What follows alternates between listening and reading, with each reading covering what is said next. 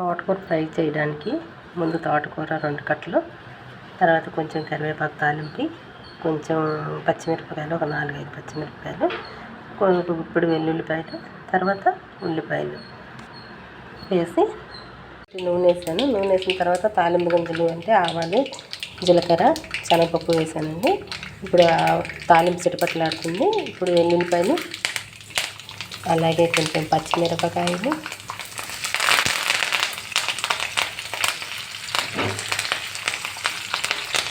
వేస్తాను.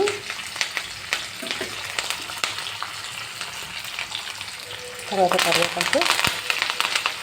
కరివేపాకు ముందు వేసుకుంటే బాగుంటుంది అన్నమాట. అందుకే కరివేపాకు కూడా ఉండాలి. కొంచెం చిటపట్లాడిన తర్వాత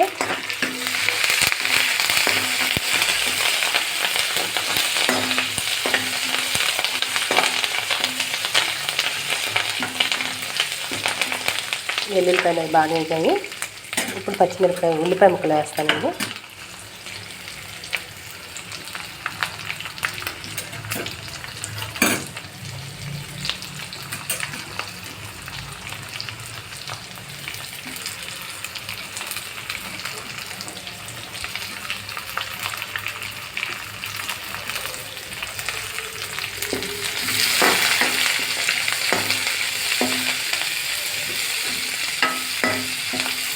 నేను కరివేపాకు ఎక్కువ వాడతాను అనమాట. ఇంట్లో చెట్టు ఉంటుంది కదా, కలిపి కూడా మంచిదని చెప్పి కరివేపాకు ఎక్కువ వేస్తాను. ఇది ఏం కూర నేను చెప్పడం మర్చిపోయాను. తోటకూర వేపుడండి.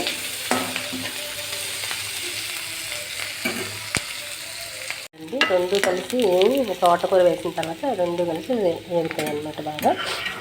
అప్పుడు కూర కూడా ముక్కలాగా బాగా వస్తుంది. నేను తోటకూర వేసేస్తున్నాను.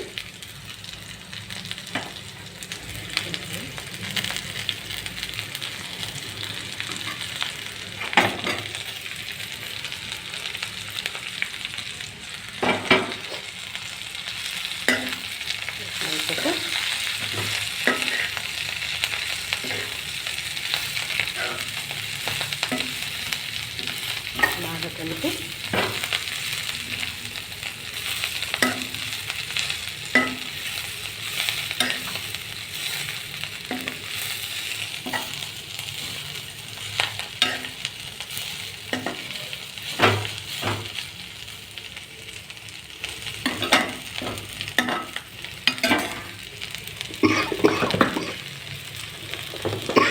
ఘాటుగా ఉంది, దగ్గర వచ్చేస్తుంది.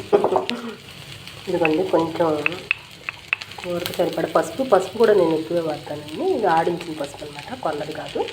నేను ఎక్కువ శాతం కారం, పసుపు ఇవన్నీ ఇంట్లోనే తయారు చేసుకుంటాను. కొంటాను మిరపకాయలు అవి కొనేసి అలా ఆడించేస్తాను. కారమే తయారు చేసుకుంటాను.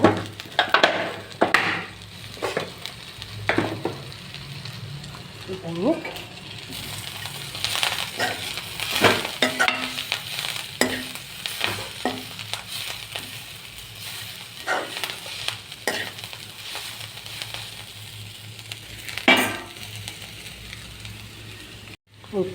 అంటే పసుపు వేసాను కదండి. ఇప్పుడు రుచికి సరిపడా ఉప్పు కొంచెం వేసుకుందాం. ఉప్పు నేను కొంచెం వేస్తాను, తర్వాత మళ్ళీ కావాలంటే కొంచెం వేస్తాను. సరిపోతుంది కొంచెం మీరు చూసేసుకోండి, మీ రుచికి తగినట్టు.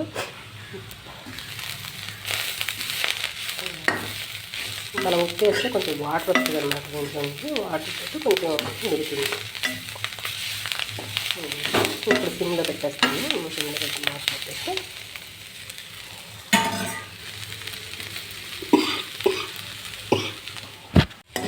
అయిపోయింది ఈ తోటకూర ఫ్రై.